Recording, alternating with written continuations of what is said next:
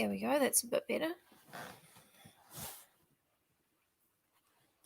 Okay, very exciting today because I'm wearing a new top, but also we're going to be reading a story that I actually haven't read before, so I'm doing it sight unseen, like a Chuck Tingle story. Although unlike a Chuck Tingle story, I'm not going to be doing a weird accent.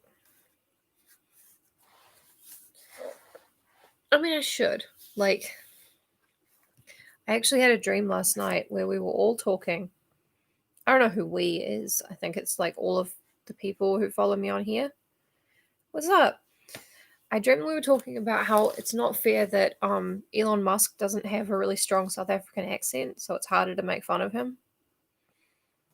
I mean, it's barely harder to make fun of him. It is not hard to make fun of Elon Musk. But in my dream, it felt like a great injustice. Let's have a look for our secondary light. So I actually haven't read this story before. I thought it would be fun and interesting or something. Ooh. But it is by F. Marion Crawford, who wrote The Dead Smile that we enjoyed the other day. There we go. That's kind of an okay light. It's all very yellow.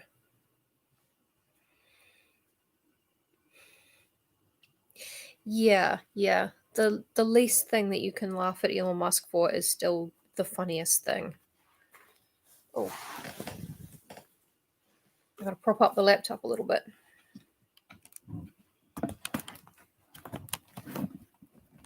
Go.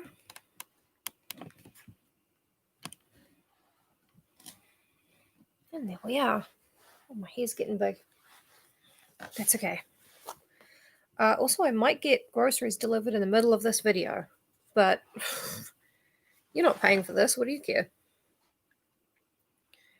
I think we can probably start pretty much whenever. We've got like 7 people here, which is crazy. That's so many people. So, oh, and I am going to be editing as we go. Yeah, it's an unboxing video for my groceries. I'm going to be sort of editing it as we go because it's about a Roma girl. Should I say Roma or a Romani girl? I don't know which is more correct, but in the story they use the G word, which we don't use anymore, so that's the only thing I'm going to edit.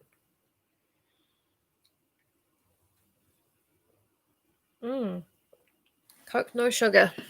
I don't like it as much as Diet Coke, but I don't have any Diet Coke. So here we go.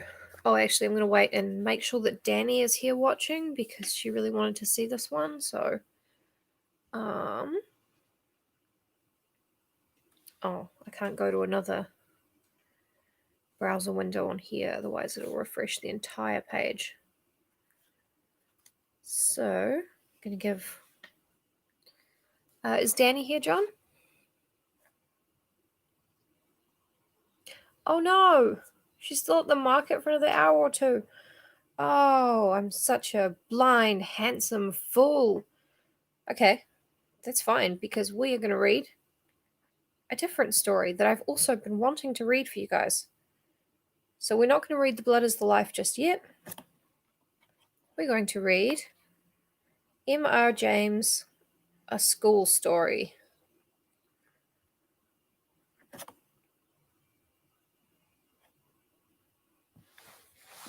No, I don't want to read it without Danny. That's not right. I could go up and get my actual book to read off, but I'll read it from the Project Gutenberg. Oh yeah.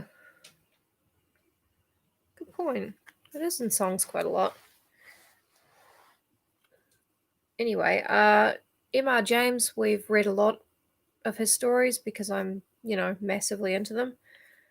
So you're pretty familiar with the guy. This is called A School Story.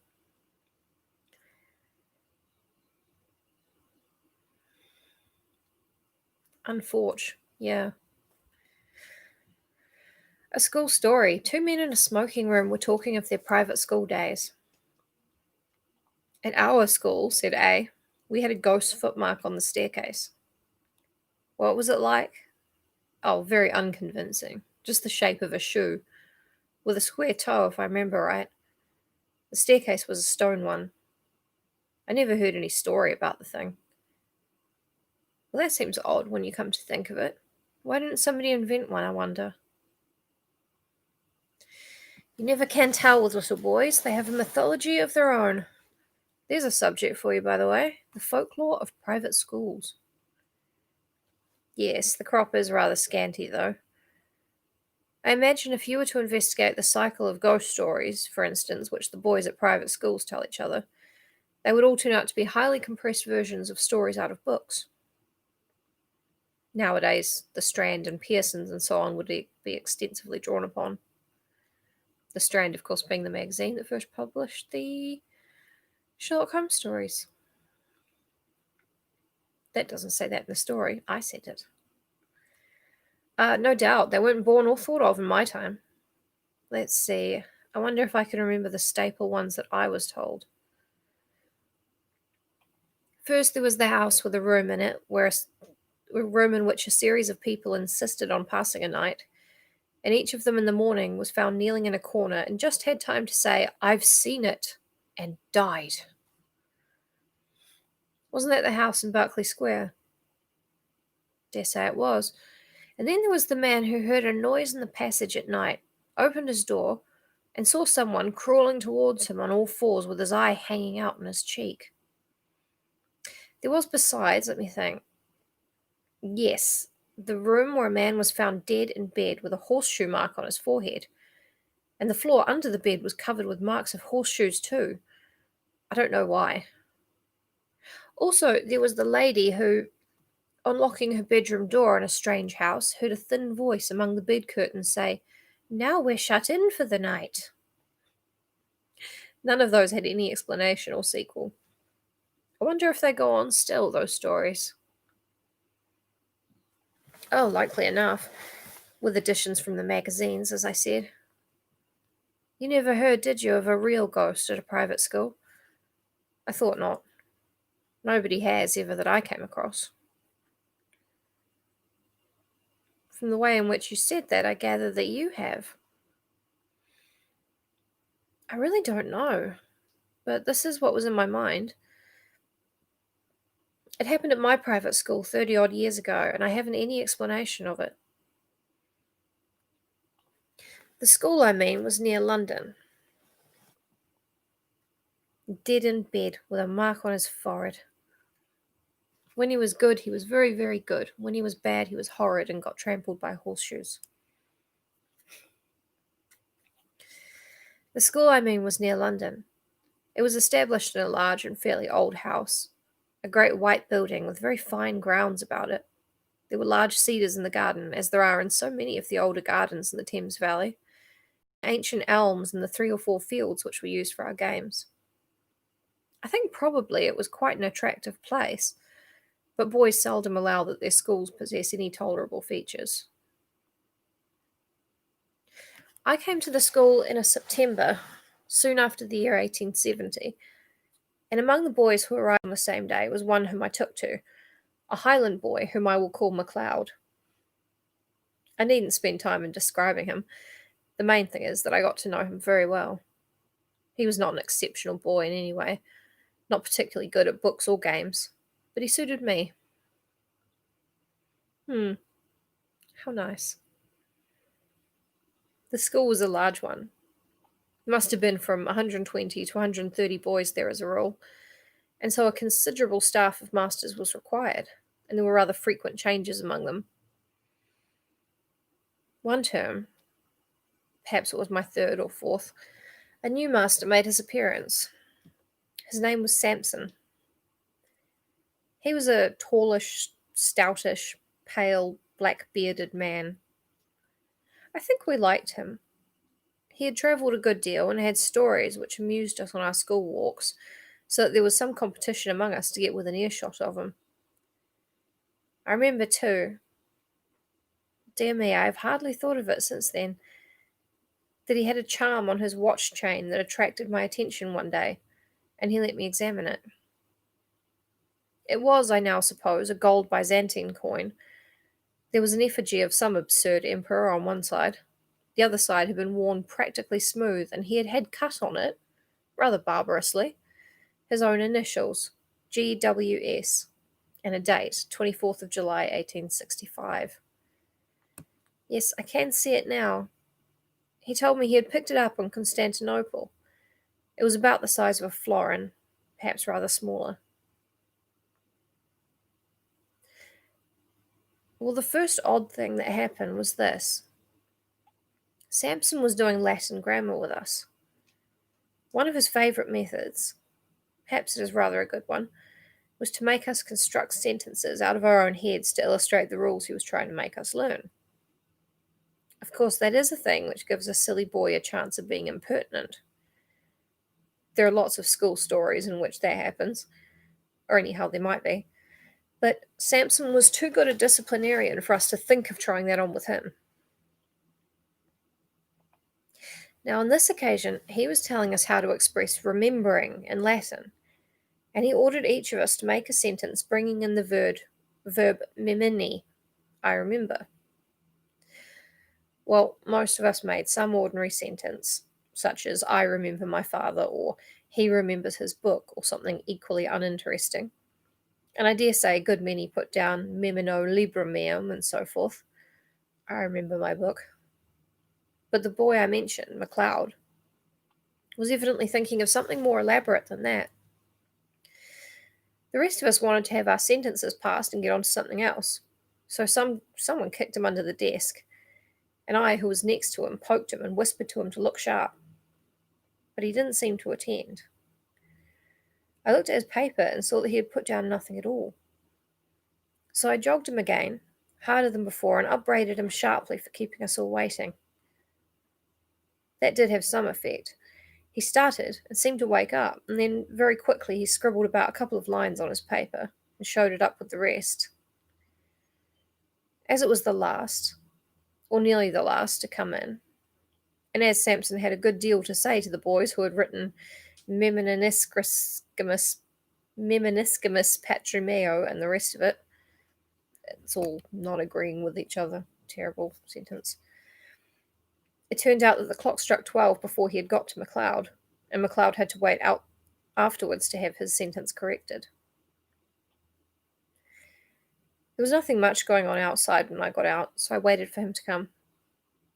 He came very slowly when he did arrive, and I guessed there had been some sort of trouble. Well, I said, what did you get? Oh, I don't know, said MacLeod. Nothing much, but I think Samson's rather sick with me. Why, did you show him up some rot? No fear, he said. It was all right as far as I could see. It was like this. Memento, that's right enough for remember, and it takes the genitive. Memento pute inter quatuor taxos. What silly rot, I said. What made you shove that down? What does it mean? That's the funny part, said MacLeod. I'm not quite sure what it does mean. All I know is it just came into my head and I corked it down. I know what I think it means, because just before I wrote it down, I had a sort of picture of it in my head. I believe it means, remember the well among the four, what are those dark sort of trees that have red berries on them? Mountain ashes, I suppose you mean. I never heard of them, said MacLeod. No, I'll tell you. Yews. Well, and what did Samson say? Well, he was jolly odd about it. When he read it, he got up and went to the mantelpiece and stopped quite a long time without saying anything, with his back to me. And then he said, without turning around, and rather quiet, what do you suppose that means? I told him what I thought, only I couldn't remember the name of the silly tree. And then he wanted to know why I put it down, and I had to say something or other. And after that, he left off talking about it and asked me how long I'd been here and where my people lived and things like that. And then I came away, but he wasn't looking a bit well. I don't remember any more that was said by either of us about this. Next day, McLeod took to his bed with a chill or something of the kind, and it was a week or more before he was in school again. And as much as a month went by without anything happening that was noticeable. Whether or not Mr. Sampson was really startled, as McLeod had thought, he didn't show it.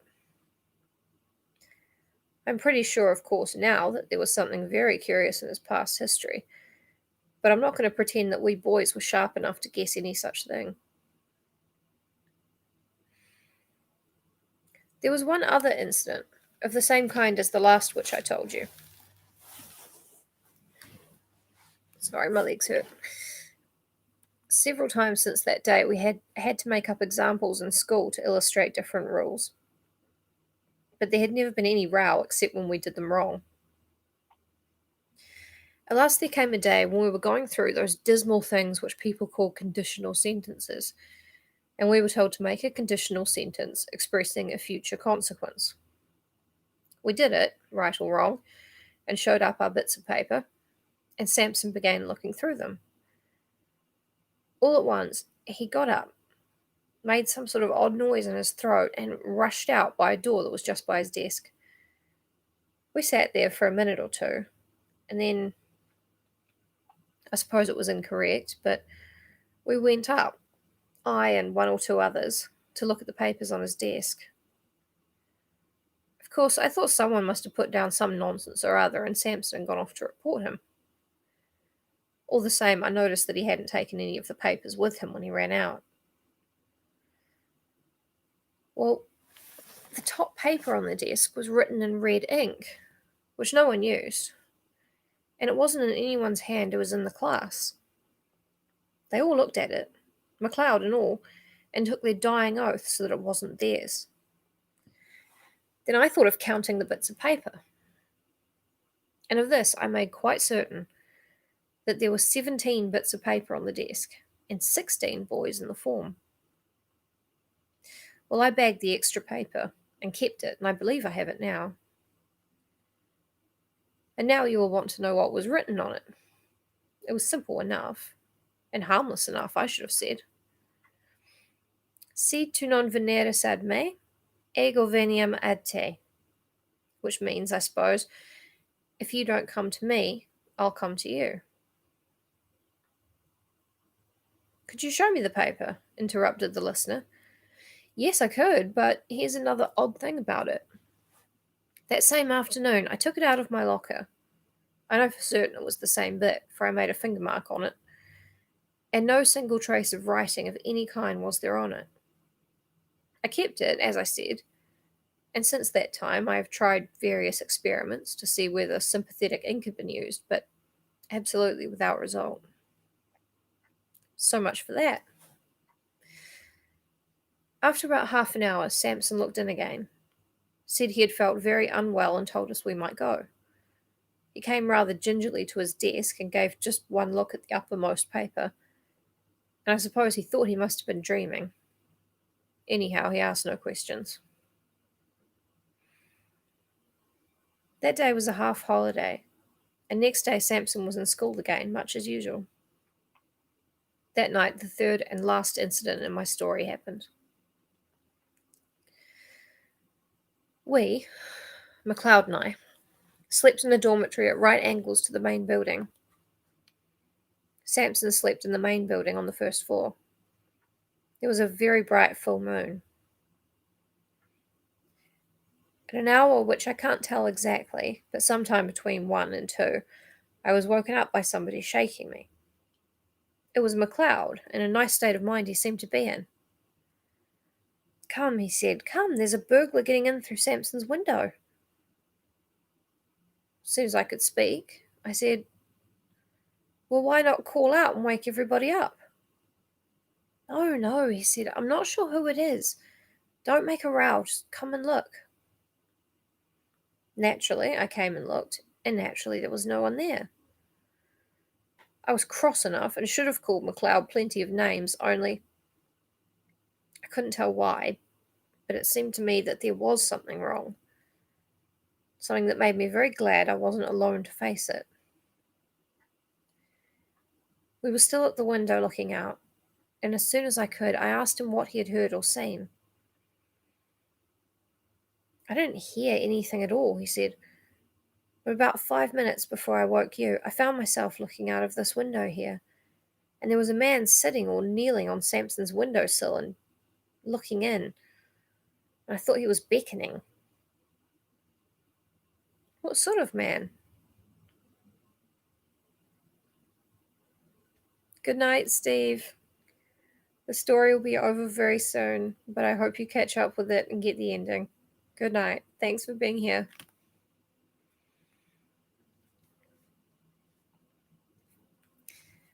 There was a man sitting or kneeling on Samson's windowsill and looking in, and I thought he was beckoning. What sort of man? McLeod wriggled. I don't know, he said. But I can tell you one thing. He was beastly thin, and he looked as if he was wet all over, and he said, looking around and whispering as if he hardly liked to hear himself, I'm not at all sure that he was alive. We went on talking in whispers some time longer, and eventually crept back to bed. No one else in the room woke or stirred the whole time. I believe we did sleep a bit afterwards, but we were very cheap the next day. And the next day, Mr. Sampson was gone, not to be found. And I believe no trace of him has ever come to light since. In thinking it over, one of the oddest things about it all has seemed to me to be the fact that neither MacLeod nor I ever mentioned what we had seen to any third person whatever. Of course, no questions were asked on the subject, and if they had been, I am inclined to believe that we could not have made any answer. We seemed unable to speak about it. That is my story, said the narrator. The only approach to a ghost story connected with a school that I know, but still, I think, an approach to such a thing. The sequel to this may perhaps be reckoned highly conventional, but a sequel there is, and so it must be produced. There had been more than one listener to the story, and in the latter part of that same year, or of the next, one such listener was staying at a country house in Ireland. One evening his host was turning over a drawer full of odds and ends in the smoking room. Suddenly he put his hand upon a little box. Now, he said, you know about old things. Tell me what that is. My friend opened the little box and found in it a thin gold chain with an object attached to it. He glanced at the object and then took off his spectacles to examine it more narrowly. What's the history of this? He asked. Odd enough, was the answer. You know the yew thicket in the shrubbery? A year or two we were cleaning out the old well that used to be in the clearing there. And what do you suppose we found? Is it possible that you found a body? Said the visitor, with an odd feeling of nervousness. We did that, but what's more, in every sense of the word, we found two. Good heavens, two! Was there anything to show how they got there? Was this thing found with them? It was, amongst the rags of the clothes that were on one of the bodies. Bad business, whatever the story of it may have been. One body had the arms tight around the other. They must have been there 30 years or more, long enough before we came to this place. You may judge we filled the well up fast enough. Do you make anything of what's cut on that gold coin you have there? I think I can, said my friend, holding it to the light. But he read it without much difficulty. It seems to be GWS, 24th July, 1865. The end. So that's one that I've always liked. It's really short. But the the little detail of the man crawling in the window, who's horribly thin and wet, and this poor little boy is just not sure that guy was alive. It is, isn't it? It's quite a good short one. Yeah. It's whatever Samson did, he was brought back to that well. Because if you don't come to me, I'll come to you. So I've always liked that one. I am going to have to edit the title of this so it says what story it actually is. And then when Danny gets home, which will be in about half an hour or an hour and a half or a different period of time, then we can read For the Blood is the Life. Or we could read another Emma James story. Emma James. The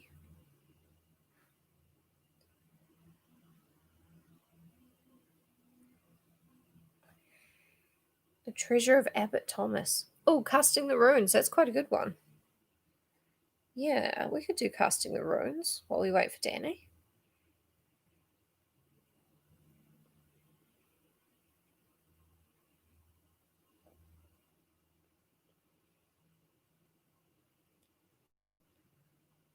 Good choice, Mary. Mary? Marie? I don't know how to pronounce that, but pretty.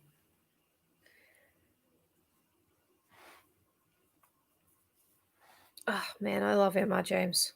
I wish he had written a billion more stories that were all exactly the same. Like Mary. Mary. Oh, lovely. It's very pretty. Yeah. Yeah, he's not. And he doesn't like he's clearly he was a professor of medieval history at Oxford, I want to say. Could have been Cambridge. I think it was Oxford. Um, but he doesn't kind of show off his knowledge, like, oh, look at me, look at me. He's just like, oh, by the way, here's some shit that I'm interested in. It's olden times and ghosts.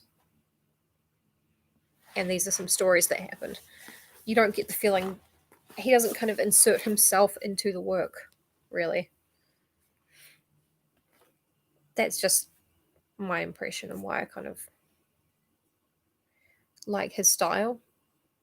It's very straightforward. It's not very poetic, but the creepy images are just set out in very plain words that stick in your head forever, for as long as you the one of you shall live. So okay, we are going to read. Actually, first I'm going to find a more comfortable position for my legs. They are quite sore because I was wearing different boots the other day. This is not as comfortable for me. Maybe I'll go back to where my legs were sore in a minute. Okay, Emma James, Casting the Runes. Starts with a letter, April 15th, 190 dash. Don't know why olden times writers felt it so necessary to censor the year, but they loved it. Dear Sir, I am requested by the Council of the Blank Association to return to you the draft of a paper on the truth of alchemy, which you have been good enough to offer to read at our forthcoming meeting, and to inform you that the Council do not see their way to including it in the program. I am, yours faithfully, blank, the Secretary. April 18th. Dear Sir, I am sorry to say that my engagements do not permit of my affording you an interview on the subject of your proposed paper. nor do our laws allow of your discussing the matter with a committee of our council, as you suggest. Please allow me to assure you that the fullest consideration was given to the draft which you submitted, and that it was not declined without having been referred to the judgment of a most competent authority. No personal question, it can hardly be necessary for me to add, can have had the slightest influence on the decision of the council. Believe me, ut supra, so on and so on. April 20th.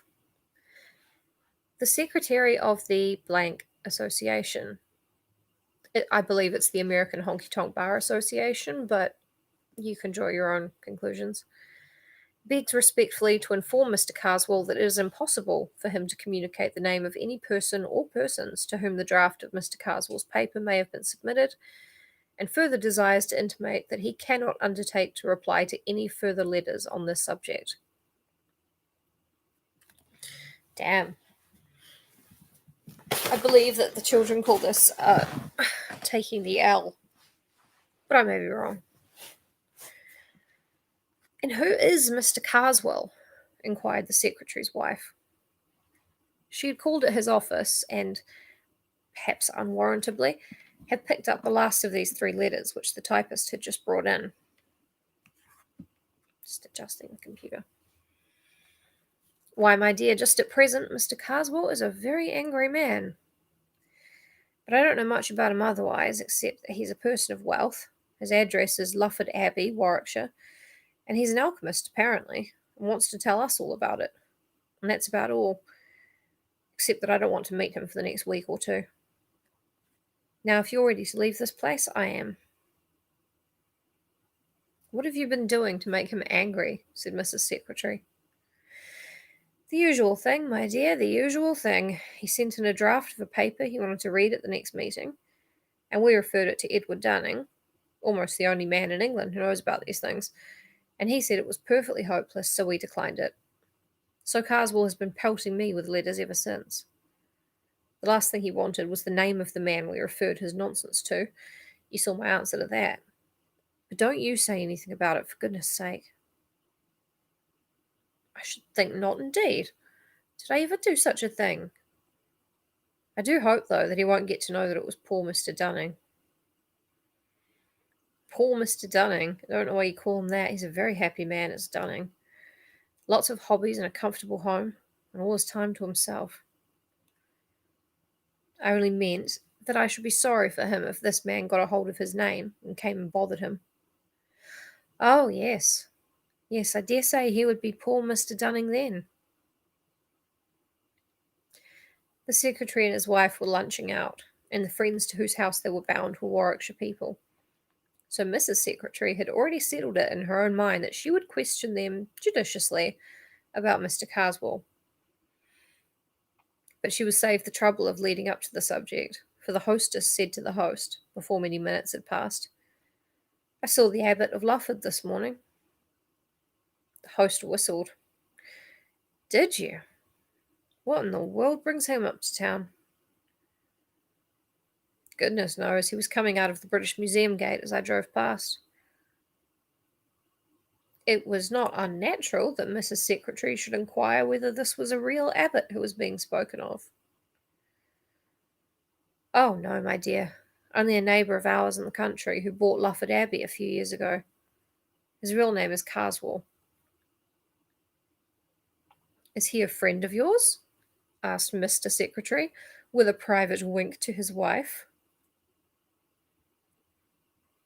That's how you wink. In case someone doesn't get it, you got to do the eyebrow thing. The question let loose a torrent of declamation. There was really nothing to be said for Mr. Carswell. Nobody knew what he did with himself. His servants were a horrible set of people. He had invented a new religion for himself. In practice, no one could tell what appalling rites. He was very easily offended and never forgave anybody. He had a dreadful face, so the lady insisted, her husband somewhat demurring. He never did a kind action, and whatever influence he did exert was mischievous. Do the poor man justice, dear, the husband interrupted. You forget the treat he gave the schoolchildren. Forget it, indeed. I'm glad you mentioned it because it gives an idea of the man. Now, Florence, listen to this. The first winter he was at Lufford, this delightful neighbour of ours wrote to the clergyman of his parish. He's not ours, but we know him very well, and offered to show the school children some magic lantern slides, like an OHP projector. You guys know. He said he had some new kinds which he thought would interest them. Well, the clergyman was rather surprised because Mr. Carswell had shown himself inclined to be unpleasant to the children, complaining of their trespassing or something of the sort. But of course he accepted, and the evening was fixed, and our friend went himself to see that everything went right. He said he had never been so thankful for anything as that his own children were all prevented from being there. They were at a children's party at our house, as a matter of fact. Because this Mr. Carswell had evidently set out with the intention of frightening these poor village children out of their wits. And I do believe if he had been allowed to go on, he would actually have done so. He began with some comparatively mild things. Red Riding Hood was one, and even then Mr. Farrar said the wolf was so dreadful that several of the smaller children had to be taken out. And he said Mr. Carswell began the story by producing a noise like a wolf howling in the distance, which was the most gruesome thing he had ever heard. All the slides he showed, Mr. Farrar said, were most clever. They were absolutely realistic. And where he had got them or how he worked them, he could not imagine. Well, the show went on, and the stories kept on becoming a little more terrifying each time, and the children were mesmerized into complete silence. At last he produced a series which represented a little boy passing through his own park, Lufford, in the evening. Every child in the room could recognize the place from the pictures. And this poor boy was followed, and at last pursued and overtaken, and either torn in pieces or somehow made away with, by a horrible hopping creature in white, which you saw first dodging about among the trees, and gradually it appeared more and more plainly. Mr. Farrar said it gave him one of the worst nightmares he ever remembered, and what it must have meant to the children doesn't bear thinking of. Of course, this was too much, and he spoke very sharply indeed to Mr. Carswell, and said it couldn't go on. All he said was, "Oh, you think it's time to bring our little show to an end and send them home to their beds? Very well." And then, if you please, he switched on another slide, which showed a great mass of snakes and centipedes and disgusting creatures with wings. And somehow or other, he made it seem as if they were climbing out of the picture and getting in amongst the audience. And this was accompanied by a sort of dry rustling noise, which sent the children nearly mad, and of course they stampeded. A good many of them were rather hurt in getting out of the room, and I don't suppose one of them closed an eye that night. There was a most dreadful trouble in the village afterwards. Of course, the mothers threw a good part of the blame on poor Mr. Farrar, and if they could have got past the gates, I believe the fathers would have broken every window in the abbey. Well, now that's Mr. Carswell. That's the Abbot of Lufford, my dear, and you can imagine how we covet his society. Oh, the hopping creature, it's just horrible. It's in the trees. Yes, I think he has all the possibilities of a distinguished criminal, has Carswell, said the host. I should be sorry for anyone who got into his bad books. Is he the man, or am I mixing him up with someone else? Asked the secretary, who for some minutes had been wearing the frown of the man who was trying to recollect something. Is he the man who brought out a history of witchcraft some time back, 10 years or more? That's the man. Do you remember the reviews of it? Certainly I do. And what's equally to the point, I knew the author of the most incisive of the lot. So did you. You must remember John Harrington. He was at John's now a time. Oh, very well indeed. Though I don't think I saw or heard anything of him between the time I went down and the day I read the account of the inquest on him. Oh, big creature. Inquest, said one of the ladies. What has happened to him? Why, what happened was that he fell out of a tree and broke his neck. But the puzzle was what could have induced him to get up there. It was a mysterious business, I must say. Here was this man, not an athletic fellow, was he?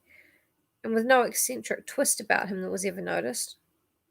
Walking home along a country road late in the evening, no tramps about, well known and liked in the place, and he suddenly begins to run like mad, loses his hat and stick, and finally shins up a tree.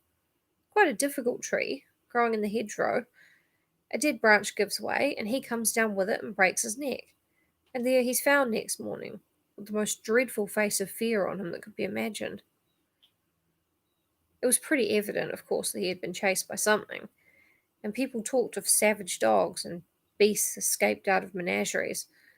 There was nothing to be made of that. That was in '89, and I believe his brother Henry, whom I remember as well at Cambridge, but you probably don't, has been trying to get on the track of an explanation ever since. He, of course, insists there was malice in it, but I don't know. It's difficult to see how it could have come in. After a time, the talk reverted to the history of witchcraft. Did you ever look into it? Asked the host. Yes, I did, said the secretary. I went so far as to read it. Was it as bad as it was made out to be? Oh, in point of style and form, quite hopeless. It deserved all the pulverizing it got. But besides that, it was an evil book. The man believed every word of what he was saying, and I'm very much mistaken if he hadn't tried the greater part of his receipts. It's an old fashioned word for recipes. Well, I only remember Harrington's review of it, and I must say, if I'd been the author, it would have quenched my literary ambition for good. I should never have held up my head again. Hasn't had that effect in the present case. But come, it's 3:30. I must be off. On the way home, the secretary's wife said, I do hope that horrible man won't find out that Mr. Dunning had anything to do with the rejection of his paper. I know. If you're going to be, if you're going to tamper with the dark arts and fuck around with devils and stuff, the least you can do is have it, well written. I love the little bits of humour in M.R. James. It makes everything, that much scarier. Pure evil, but mostly no Oxford commas. How horrific. I do hope that horrible man won't find out that Mr. Dunning had anything to do with the rejection of his paper. I don't think there's much chance of that, said the secretary. Dunning won't mention it himself, for these matters are confidential, and none of us will for the same reason. Carswell won't know his name, for Dunning hasn't published anything on the same subject yet. The only danger is that Carswell might find out if he was to ask the British Museum people who was in the habit of consulting alchemical manuscripts. I can't very well tell them not to mention Dunning, can I? It would set them talking at once. Let's hope it won't occur to him. However, Mr. Carswell was an astute man. Sorry, a little sip.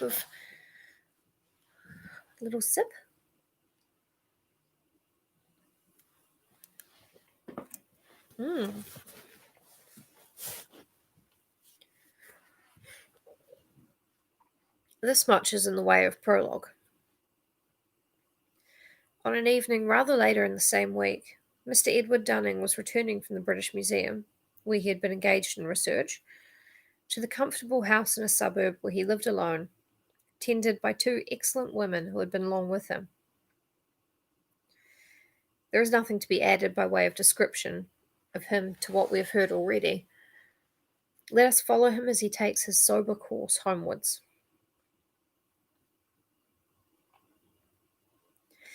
A train took him to within a mile or two of his house, and an electric tram a stage farther.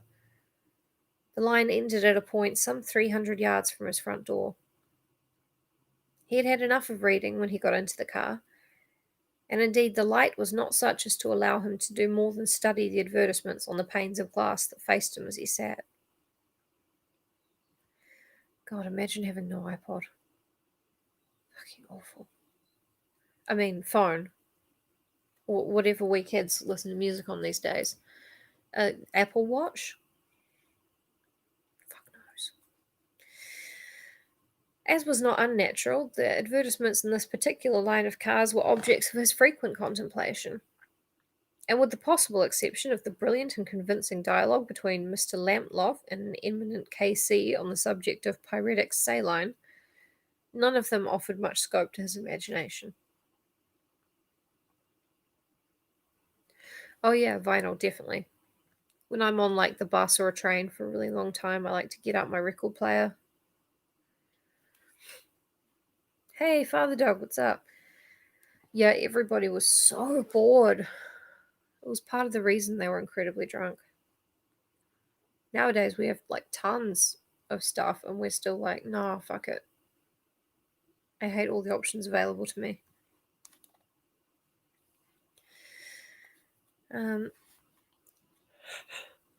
Sorry.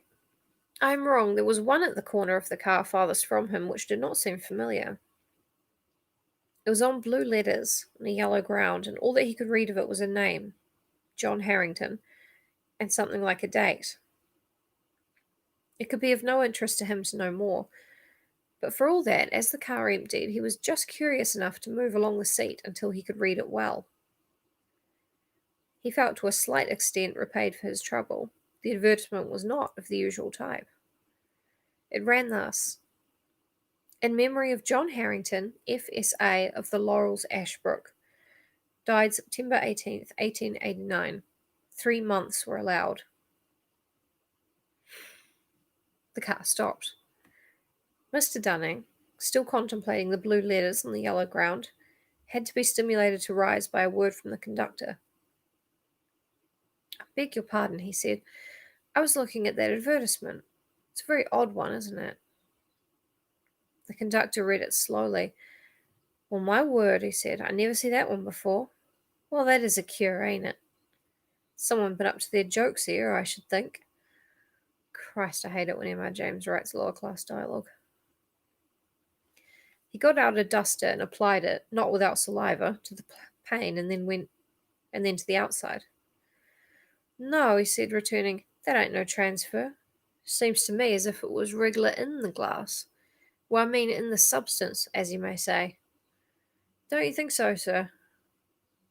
Mr. Dunning examined it and rubbed it with his glove and agreed. Who looks after these advertisements and gives leave for them to be put up? I wish you would inquire. I will just take a note of the words. At this moment there came a call from the driver. Look alive, George, time's up. All right, there's something else what's up at this end. You come and look at this here glass. What's going on with the glass? Said the driver, approaching, and apparently an orc. Well, and who's Harrington? What's it all about? I was just asking who was responsible for putting the advertisements up in your cars, and saying it would be as well to make some inquiry about this one. Well, sir, that's all done at the company's office, that work is. So Mr. Timms, I believe, looks into that. When we put up tonight, I'll leave word, and perhaps I'll be able to tell you tomorrow, if you happen to be coming this way. Orcs. This was all that passed that evening. Mr. Dunning did just go to the trouble of looking up Ashbrook, and found that it was in Warwickshire. I'm just going to put on some leggings because I'm really cold, and I think my groceries will be delivered at some point soon-ish. So I'll be right back.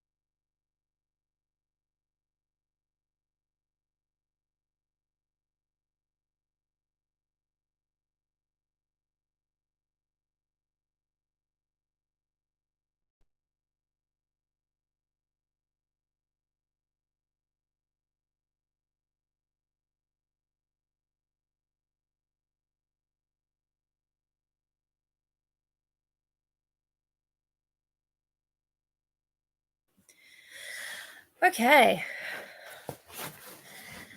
Back into it.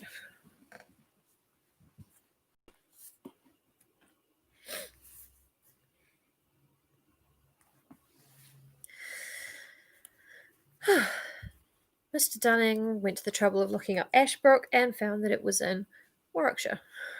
Next day he went to town again. The car, it was the same car, was too full in the morning to allow of his getting a word with the conductor.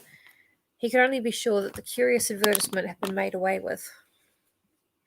The close of the day brought a further element of mystery into the transaction.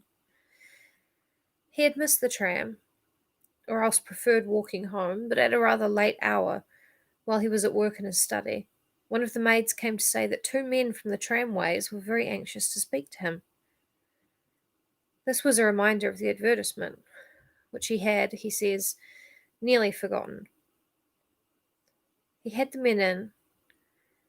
They were the conductor and driver of the car, and when the matter of refreshment had been attended to, asked what Mr. Timms had had to say about the advertisement. And then the two working class men spoke in their Orcish dialect. Well, so that's what we took the liberty to step round about, said the conductor. Mr. Timms, he gave William here the rough side of his tongue about that. According to him, there weren't no advertisement of that description sent in, nor ordered, nor paid for, nor put up, nor nothing, let alone not being there, and we was playing the fool taking up his time. Well, I says, if that's the case, all I ask of you, Mr. Timms, I says, is to take and look at it for yourself. I says, of course, if it ain't there, I says, you may take and call me what you like. Right, he says, I will. We went straight off. I said to my boss, I says, if that ain't there, you can call me a cunt. I absolutely did. Now, I leave it to you, sir, if that ad, as we term 'em, with Arrington on it, weren't as plain as ever you see anything. Blue letters on yellow glass. And as I says at the time, and you bore me out, regular in the glass. Because if you remember, you recollected me swabbing it with my duster. To be sure I do, quite clearly. Well? You may say, well, I don't think. Mr. Timms, he gets in the car with a light. No, he told William to hold the light outside. Now, he says, where's your precious ad, what we've heard so much about? Here it is, I said, Mr. Timms, and I laid my hand on it. The conductor paused. Well, Mr. Dunning, well, said Mr. Dunning, it was gone, I suppose. Broken? Broke, not it. There weren't, if you'll believe me, no more trace of them letters. Blue letters there was on that piece of glass than... Well, it's no good me talking. I never see such a thing. I'll leave it to William here if... But there, I says, where's the benefit in me going on about it? And what did Mr. Tim say? Why, he did what I give him leave to. Called us pretty much anything you like. And I don't know as I blame him so much, neither. But what we thought William and me did was, as we seen you take down a bit of a note about that, all that lettering. I certainly did that, and I have it now. Did you wish me to speak to Mr. Timms myself and show it to him? Was that what you came in about? There, didn't I say as much? Said William. Deal with a gent if you can get on the track of one, that's my word. Now, perhaps, George, you'll allow as I ain't took you very far wrong tonight. Very well, William, very well. No need for you to go on as if you had to frog march me here. I come quiet, didn't I? All the same for that, we hadn't ought to take up your time this way, sir. But if it so happened you could find time to stick round to the company's office in the morning and tell Mr. Timms what you seen for yourself, we should lay under a very high obligation to you for the trouble.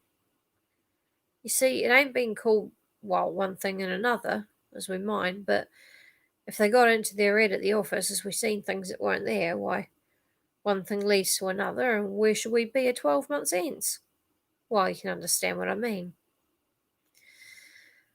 I hate it. I hate it so much. Anyway, he's like, I don't really care if he calls me a cunt or whatever, but, you know, if it gets around that we're crazy, he might fire us. Also, I'm Ray Winston. Hello.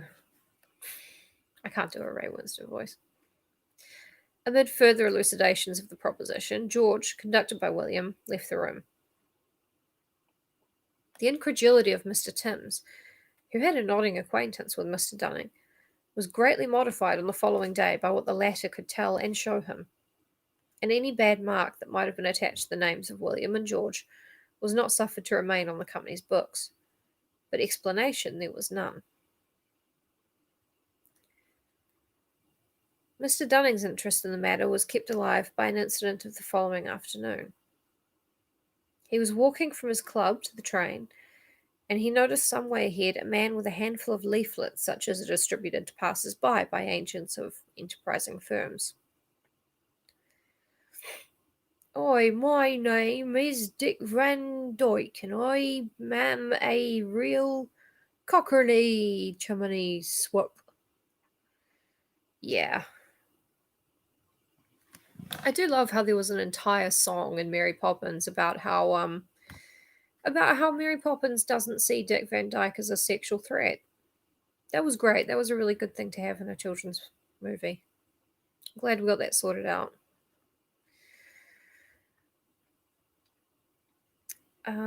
This agent had not chosen a very crowded street for his operations. In fact, Mr. Dunning did not see him get rid of a single leaflet before he himself reached the spot. One was thrust into his hand as he passed. The hand that gave it touched his, and he experienced a sort of little shock as it did so. It seemed unnaturally rough and hot.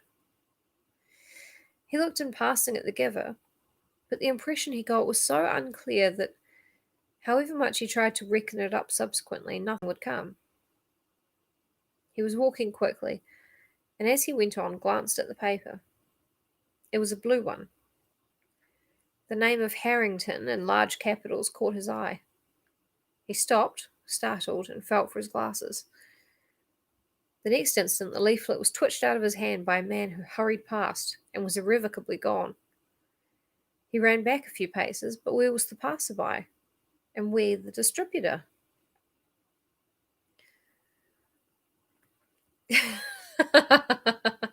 That's awesome. Good on him.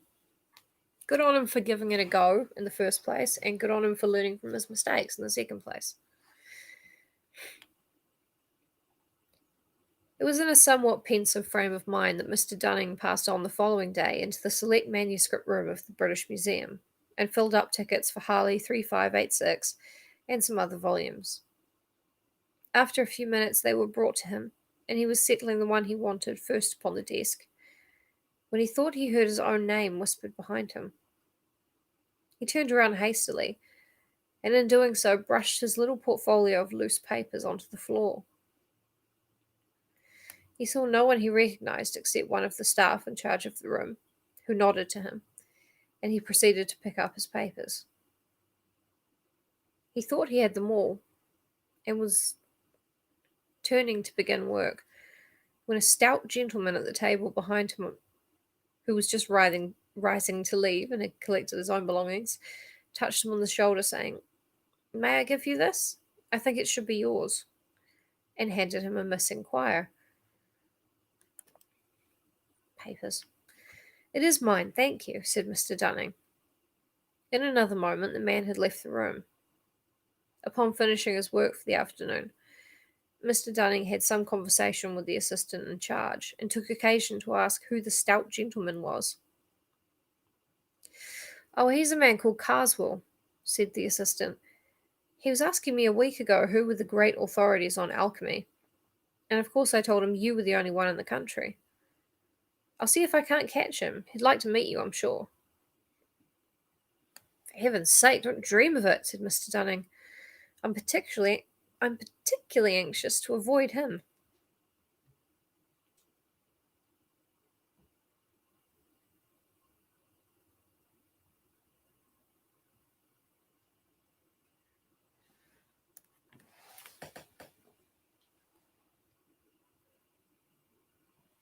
Thought I heard someone outside. "Oh, very well," said the assistant. "He doesn't come here often. I dare say you won't meet him." More than once on the way home that day, Mr. Dunning confessed to himself that he did not look forward with his usual cheerfulness to a solitary evening. It seemed to him that something ill-defined and impalpable had stepped in between him and his fellow men, had taken him in charge, as it were. He wanted to sit close up to his neighbours in the train and in the tram, but as luck would have it, both train and car were markedly empty. The conductor, George, was thoughtful, and appeared to be absorbed in calculations as to the number of passengers. On arriving at his house, he found Dr. Watson, his medical man, on his doorstep. "I've had to upset your household arrangements, I'm sorry to say, Dunning. Both your servants hors de combat. In fact, I've had to send them to the nursing home. Out of combat, unable to fight, basically, sick. They're out of it." "Oh, Danny's home. Hi, Danny." "I didn't read the story. I read some other ones. Well, I'm still reading some other ones, because I know you want to hear it." "Good heavens, what's the matter?" "It's something like ptomaine poisoning, I should think. You've not suffered yourself, I can see, or you wouldn't be walking about. I think they'll pull through all right." "Dear, dear, have you any idea what brought it on?" "Well, they tell me they bought some shellfish from a hawker at their dinner time. It's odd. I've made inquiries, but I can't find that any hawker has been to other houses in the street. I couldn't send word to you. They won't be back for a bit yet. You come and dine with me tonight anyhow, and we can make arrangements for going on. 8 o'clock. Don't be too anxious." The solitary evening was thus obviated, at the expense of some distress and inconvenience, it is true. Mr. Dunning spent the time pleasantly enough with the doctor, a rather recent settler, and returned to his lonely home at about 11:30. The night he passed is not one on which he looks back with any satisfaction. He was in bed and the light was out. He was wondering if the charwoman would come early enough to get him some hot water next morning, when he heard the unmistakable sound of his study door opening. No step followed it on the passage floor, but the sound must mean mischief, for he knew that he had shut the door that evening after putting his papers away in his desk. It was rather shame than courage that induced him to slip out into the passage and lean over the banister in his nightgown, listening. No light was visible. No further sound came. Only a gust of warm or even hot air played for an instant around his shins. He went back and decided to lock himself into his room. There was more unpleasantness, however. Either an economical suburban company had decided that their light would not be required in the small hours and had stopped working, or else something was wrong with the meter. The effect was, in any case, the electric light was off.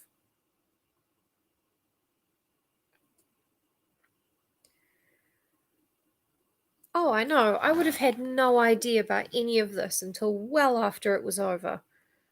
Like, oh shit, is that what? The abbot of who? The what? I don't know. Which I think would have upset him a lot.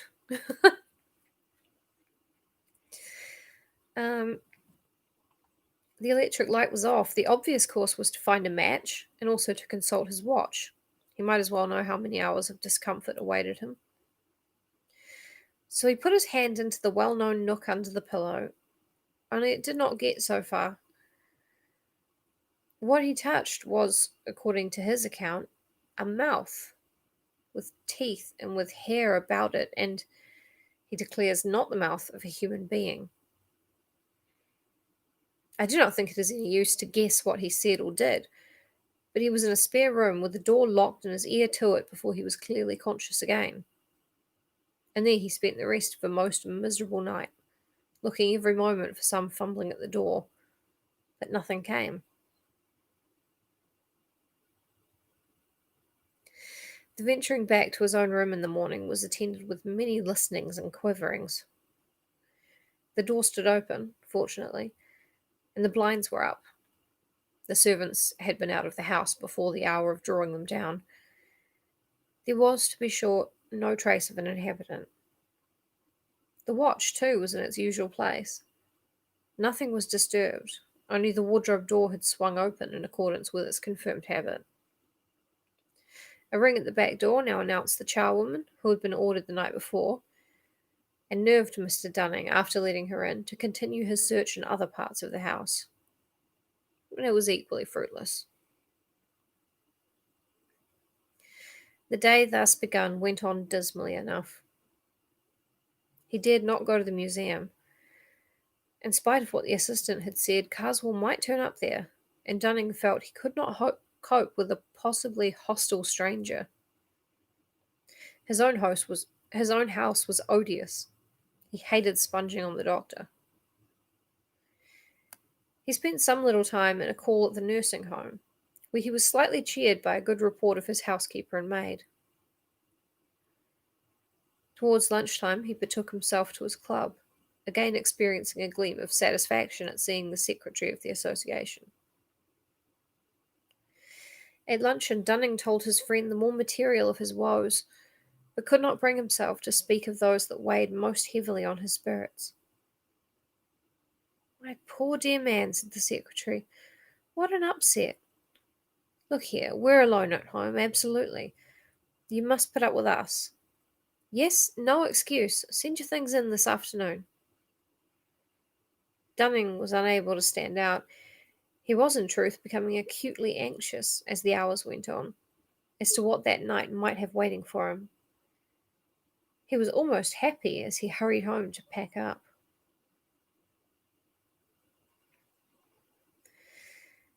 His friends, when they had time to take stock of him, were rather shocked at his lorn appearance and did their best to keep him up to the mark.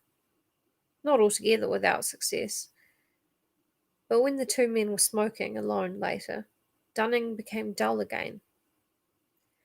Suddenly he said, "Gayton, I believe that alchemist man knows that it was I who got his paper rejected." Gayton whistled.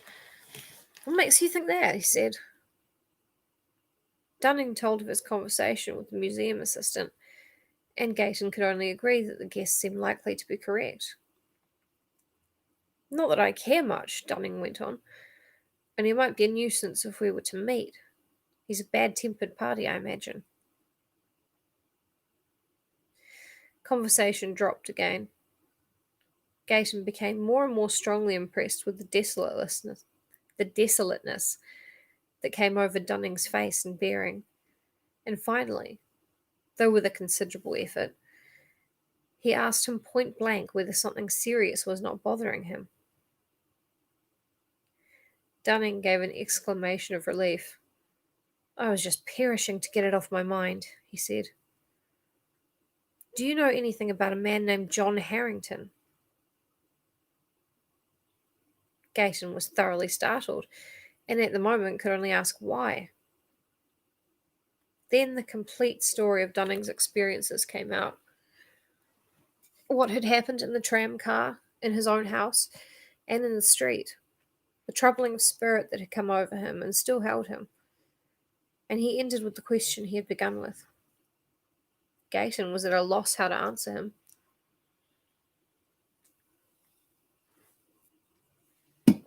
When you're at a loss how to answer Dunning, drink Coke no sugar. To tell the story of Harrington's end would perhaps be right. Only Dunning was in a nervous state, the story was a grim one, and he could not help asking himself whether there were not a connecting link between these two cases, in the person of Carswell. It was a difficult concession for a scientific man, but it could be eased by the phrase hypnotic suggestion. In the end, he decided that his answer tonight should be guarded. He would talk the situation over with his wife.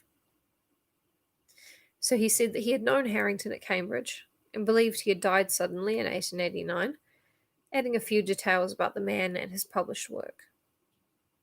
He did talk over the matter with Mrs. Gayton, and as he had anticipated, she leapt at once to the conclusion which had been hovering before him. It was she who reminded him of the surviving brother, Henry Harrington, and she also who suggested that he might be got hold of by means of their hosts of the day before. He might be a hopeless crank, objected Gayton. That could be ascertained from the Bennets, who know him, Mrs. Gayton retorted, and she undertook to see the Bennets the very next day. It is unnecessary to tell in further detail the steps by which Henry Harrington and Dunning were brought together. Now we're about 2/3 through the story, but I am falling asleep, and she's calling a cab, and he's having a smoke, and she's taking a drag. So I'm going to take a wee break of like an hour, a couple hours. I'll be back to finish the story, and I'll be back to read For the Blood is the Life. Thank you so much for being here at the moment. I'm going to edit the title so it's, more accurate. And thank you very much. And I will see you in a few hours. Oh, looks like I can edit the title without actually stopping it.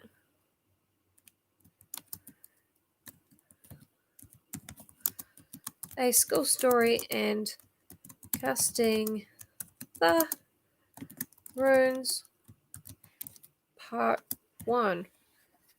Save. That should have worked. It might have.